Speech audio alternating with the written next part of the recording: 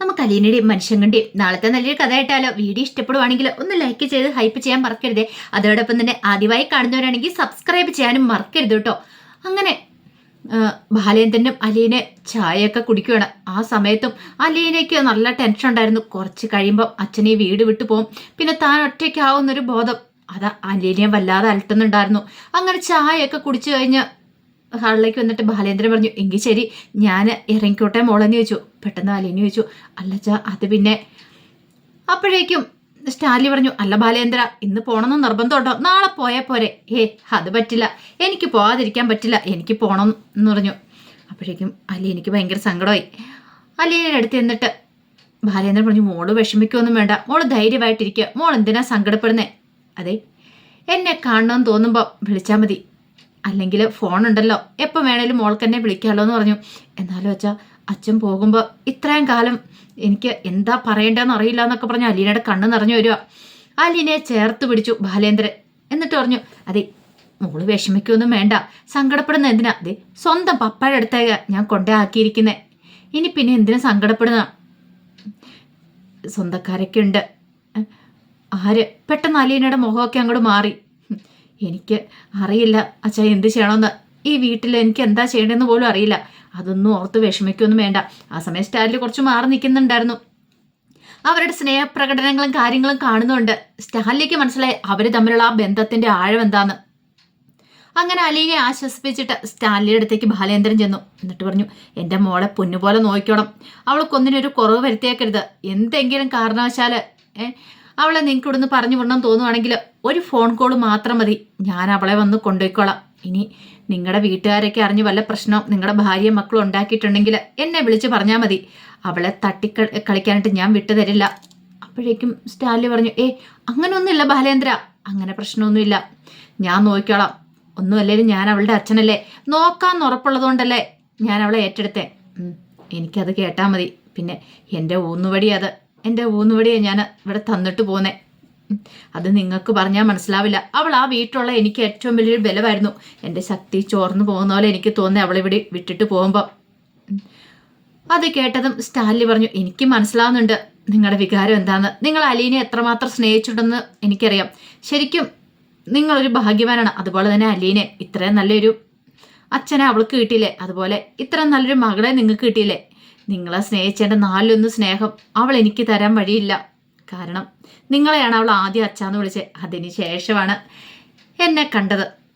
അതിന് ബാലേന്ദ്രൻ മറുപടി ഒന്നും പറഞ്ഞില്ല. പിന്നീട് ബാലേന്ദ്രനോട് പോകാനായിട്ട് ഇറങ്ങുമ്പോഴത്തേനും അലീന ബാലേന്ദ്രനെ കെട്ടിപ്പിടിച്ച് കരയാണ്. പോട്ടെ മോളെ, സാരമില്ല, വിഷമിക്കൊന്നും വേണ്ട. അതെ അച്ഛാ, കൃഷ്ണമോളെ ഭവിതേ എല്ലാവരും നോക്കണം. പിന്നെ അവർക്ക് വിഷമം ഉണ്ടെങ്കിൽ അവരെ ഒന്ന് സമാധാനിപ്പിക്കുകയൊക്കെ ചെയ്യണം കേട്ടോ. അതൊക്കെ ഞാൻ നോക്കിക്കോളാം. അല്ല അച്ഛനിപ്പം നേരെ വീട്ടിലേക്കല്ലേ?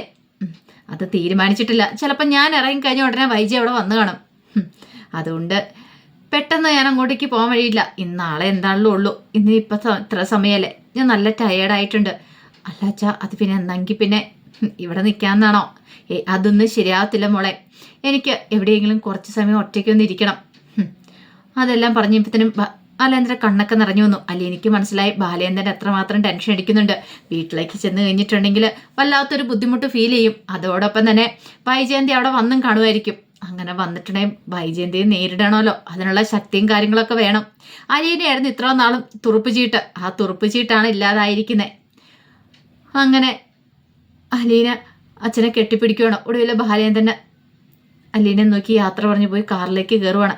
തൻ്റെ പാതി ജീവൻ പോകുന്ന പോലെയാണ് അലീനയ്ക്ക് തോന്നേ. കാർ അങ്ങോട്ട് പോയി കഴിഞ്ഞപ്പോഴത്തേനും അലീനയുടെ കണ്ണൊക്കെ നിറഞ്ഞു വന്നു. ആ സമയം സ്റ്റാൻലി അങ്ങോട്ട് വന്നു. അതെ, ഈ ഭാഗമൊക്കെ എടുത്ത് മുറിയിലേക്ക് കൊണ്ടുവെക്കാം, ആൻ്റപ്പനെ വിളിക്കുവാണ്. ആ സമയം അലീന പറഞ്ഞു, വേണ്ട, ഞാനിത് കൊണ്ടുപോയി വെച്ചോളാന്ന് പറഞ്ഞു. സാരമില്ല, അതിവിടുത്തെ സെർവൻ്റ് ഉണ്ടല്ലോ, അവർ കൊണ്ടുപോയി വെച്ചോളൂ എന്ന് പറഞ്ഞു. ആൻ്റപ്പൻ വന്നു കഴിഞ്ഞപ്പം പറഞ്ഞു, ഈ ബാഗെല്ലാം കൊണ്ടുപോയി ഇവളുടെ മുറിയിലേക്ക് വെക്കുക, മുറി കാണിച്ചു കൊടുക്കാൻ പറഞ്ഞു.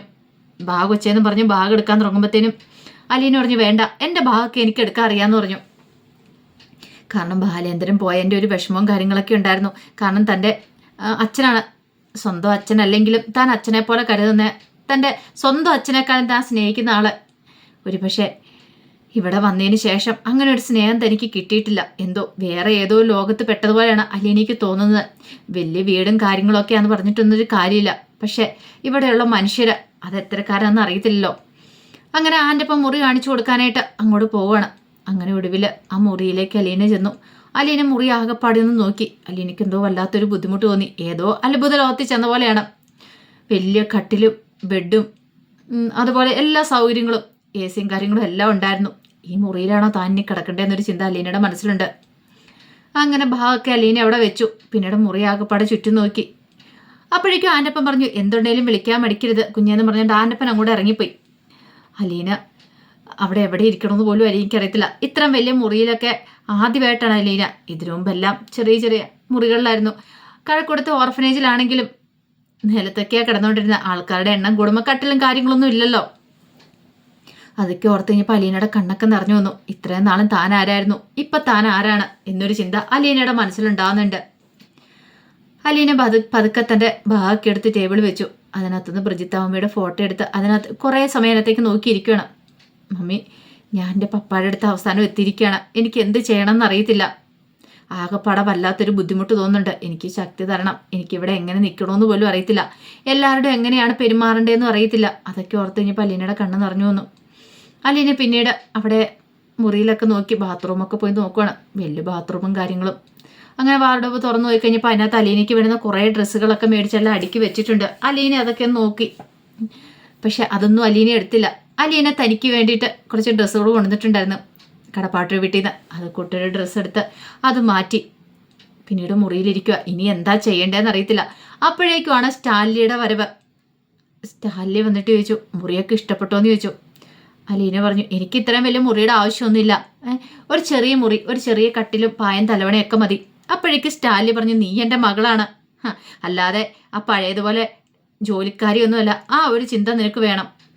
അത് പിന്നെ ഞാൻ ഇത്രയും കാലം അങ്ങനെ വലിയ മുറിയിലൊന്നും അല്ല കിടന്നുറങ്ങിക്കൊണ്ടിരുന്നേ. എനിക്കതിൻ്റെ ആവശ്യമില്ല. അല്ല, നിനക്കുള്ള ഡ്രസ്സൊക്കെ ഞാൻ അലമാരിക്കകത്ത് വാങ്ങി വെച്ചിട്ടുണ്ടായിരുന്നല്ലോ, നീ എടുത്തില്ലേ? അതിൻ്റെ ആവശ്യമൊന്നുമില്ല. അല്ല, ഇനിയിപ്പോൾ പഴയ ഡ്രസ്സൊന്നും ധരിക്കേണ്ട കാര്യമില്ല, എല്ലാം പുതിയത് ധരിച്ചാൽ മതി. അത് കേട്ടതും അലീനൊന്ന് സ്റ്റാലിയെ നോക്കി. എന്നിട്ട് പറഞ്ഞു, ഇത്രയും നാൾ ഞാൻ പുതിയ ഡ്രസ്സ് ധരിച്ചുകൊണ്ടിരുന്നല്ല. ആരെങ്കിലുമൊക്കെ തരുന്ന പഴയതും കീറിയതും പറഞ്ഞതൊക്കെ എല്ലാം തുന്നി ചേർത്തുമൊക്കെ അങ്ങനത്തെ ഡ്രസ്സുകളൊക്കെ ഞാൻ കൂടുതൽ ധരിച്ചുകൊണ്ടിരുന്നത്. ആരെങ്കിലുമൊക്കെ പുതിയത് വാങ്ങിക്കഴിയുമ്പോൾ അവർക്ക് പഴയ കുറച്ച് ഡ്രസ്സുകളും കാര്യങ്ങളൊക്കെ കാണുമല്ലോ. അപ്പോൾ അവരൊക്കെ ഓർഫനേജിന് കൊണ്ടുതരും. അതൊക്കെ നല്ലതാണെങ്കിൽ ചിലപ്പോൾ കീറിയിട്ടൊക്കെ ഉണ്ടായിരിക്കും. എന്നാലും അതൊക്കെ തുന്നി പിടിപ്പിച്ചൊക്കെ ഞങ്ങളെല്ലാവരും കൂടി ഉപയോഗിച്ചുകൊണ്ടിരുന്നത്. അതുകൊണ്ട് എനിക്ക് വലിയ ആഡംബരത്തിനൊന്നും ആവശ്യമില്ല. അപ്പോഴേക്ക് സ്റ്റാൻലി പറഞ്ഞു, ഞാൻ പറഞ്ഞെന്നേ ഉള്ളൂ. ആ പഴയ ജീവിതമല്ല ഇവിടെ, അറിയാലോ, നിനക്കത് കണ്ടിട്ട് മനസ്സിലാവുന്നില്ലേ? അലീന പറഞ്ഞു, അതെ, പഴയ ജീവിതം അല്ലെങ്കിലും അലീന പഴയ തന്നെയാണ്. അലീനയ്ക്കൊരു മാറ്റവും വന്നിട്ടൊന്നുമില്ല. അലീനയും വിട്ടുകൊടുക്കാനായിട്ട് ഉദ്ദേശിച്ചിട്ടുണ്ടായിരുന്നില്ല. സ്റ്റാൻലിക്ക് മനസ്സിലായി, പെട്ടെന്ന് അലീന അങ്ങോട്ട് വഴങ്ങത്തില്ല. കാരണം അലീനയ്ക്ക് അലീനയുടേതായ ഒരു ശൈലിയും കാര്യങ്ങളൊക്കെ ഉണ്ട്. അത് പെട്ടെന്നൊരു ദിവസം മാറ്റുക എന്ന് പറഞ്ഞാൽ അത് ഇത്തിരി ബുദ്ധിമുട്ടുള്ള കാര്യമാണ്. പിന്നീട് സ്റ്റാൻലി പറഞ്ഞ്, എന്താ ആവശ്യമുണ്ടെങ്കിലും ആരപ്പനോട് പറഞ്ഞാൽ മതി. അതും പറഞ്ഞ് സ്റ്റാൻലി പുറത്തേക്ക് ഇറങ്ങി പോവാണ്. അലീനയ്ക്ക് ദേഷ്യവും സങ്കടവും വന്നു. ആൻ്റപ്പനാണോ തൻ്റെ അച്ഛൻ, ആൻ്റപ്പനോട് പറഞ്ഞാൽ മതിയെന്ന്. കടപ്പാട്ട് വീട്ടിലെ അച്ഛനാണെങ്കിൽ മോളെ എന്ന് പറഞ്ഞ് ചേർത്ത് പിടിക്കും. പക്ഷെ ഇവിടെ അങ്ങനെ സ്നേഹമൊന്നുമില്ല. ഒരു പക്ഷേ തൻ്റെ അച്ഛനോട് പറയുന്ന കേട്ടായിരുന്നു ഇവിടുത്തെ പപ്പ. എനിക്കങ്ങനെ സ്നേഹവും ഇമോഷൻസും ഒന്നും പ്രകടിപ്പിക്കാനായിട്ടൊന്നും അറിയത്തില്ല. അതൊക്കെ പണ്ടങ്ങനെയൊക്കെ ഉണ്ടായിരുന്നു, പക്ഷെ ഇപ്പോഴങ്ങനെയൊന്നും ഇല്ലയെന്ന്. ദൈവമേ, ഇങ്ങനെയാണ് ഈ വീട്ടിൽ താൻ എങ്ങനെ കഴിയും? ഇത്രയും വലിയൊരു മുറിയിലൊക്കെ എങ്ങനെ തനിച്ച് കിടന്നുറങ്ങും? ആകെപ്പാടെ വല്ലാത്തൊരു വിഭ്രാന്തി. കുറച്ച് ജോലിക്കാരും ഇതവരൊക്കെ മാത്രമേ ഉള്ളൂ, അല്ലാതെ വേറെ ആൾക്കാർ പോലും ഇല്ല. ഒന്നും മിണ്ടി പറയാനായിട്ട് എന്താ ചെയ്യേണ്ടതെന്ന് അറിയത്തില്ല. പിന്നെ വേറൊരു ആശ്വാസമുള്ള കുറേ നായ്ക്കുട്ടികളും കാര്യങ്ങളും ഉണ്ട്. അതൊരാശ്വാസം തന്നെയാണ്. ഇതേ സമയത്ത് ബാലേന്ദ്രൻ തിരികെ പോവാണ്. അപ്പം ബാലേന്ദ്രൻ അറിയാം എന്തായാലും താൻ വീട്ടിലേക്ക് പോകുന്നില്ല. പോയിട്ടാണെങ്കിൽ തൻ്റെ മനസ്സ് കൈവിട്ട് പോകുന്നു. എവിടെയെങ്കിലും റൂം എടുത്ത് സ്വസ്ഥതയോടെ സമാധാനത്തോടെ ഇരിക്കണം ഇന്നത്തെ ഒരു രാത്രിയിൽ എന്ന് വിചാരിച്ചുകൊണ്ടാണ് ബാലേന്ദ്രൻ പോകുന്നത്. അങ്ങനെ പോകുന്ന വഴിക്ക് ബാലേന്ദ്രൻ എടുത്ത് റൂം എടുക്കുകയാണ്. ഈ സമയത്ത് അലീനയ്ക്ക് ഭയങ്കര ടെൻഷനായി. അലീന ബാലേന്ദ്രനെ വിളിച്ചു. അച്ഛാ, ഇത് എവിടെ എത്തിയെന്ന് ചോദിച്ചു. മോളെ, ഞാൻ പറഞ്ഞായിരുന്നല്ലോ ഞാനിവിടെ റൂം എടുത്തെന്ന് പറഞ്ഞു. അച്ഛാ, അച്ഛൻ രാവിലെ തന്നെ പോകണം കേട്ടോ. എനിക്ക് അച്ഛനെ ഓർക്കുമ്പോൾ നല്ല ടെൻഷൻ ആവുന്നുണ്ട്, അറിയാലോ. പിന്നെ ഒരു കാര്യം, അച്ഛൻ വീട്ടിൽ പോയി വഴക്കൊന്നും ഉണ്ടാക്കരുത്. വഴക്കോ എന്തിന്? അച്ഛനറിയാലോ എന്താ കാരണം എന്താന്ന്. അച്ഛൻ വെറുതെ വഴക്കുണ്ടാക്കി. ഇനിയിപ്പം ആ കുടുംബത്തിലുള്ള സ്വസ്ഥത സമാധാനം കളയരുത്. ഭവിതയ്ക്കും രോഹിക്കും എല്ലാവർക്കും വിഷമമാവും. അവരൊക്കെ ഇപ്പം നല്ല സന്തോഷത്തോടെ മുന്നോട്ട് പോയിക്കൊണ്ടിരിക്കുന്നത്. അങ്ങനെ തന്നെ മുന്നോട്ട് പോകണം എന്നൊക്കെ പറഞ്ഞ് ഒരു ഉപദേശം ബാലേന്ദ്രന് കൊടുക്കുന്നുണ്ട്. ബാലേന്ദ്രൻ അതിന് മറുപടിയൊന്നും പറഞ്ഞില്ല. ബാലേന്ദ്രൻ അറിയാം അലീന തൻ്റെ കുടുംബത്തിന് നല്ലത് വരാൻ വേണ്ടി മാത്രമാണ് ആ വീട് വിട്ട് ഇറങ്ങിയെന്നുള്ള കാര്യങ്ങളൊക്കെ. അപ്പോൾ അതിൻ്റെ കഥകൾക്കായി നമുക്ക് എല്ലാവർക്കും കാത്തിരിക്കാം കേട്ടോ. ഒരിക്കൽ കൂടി എല്ലാവർക്കും ശുഭരാത്രി നേർന്നുകൊണ്ട് നിർത്തുന്നു. നന്ദി.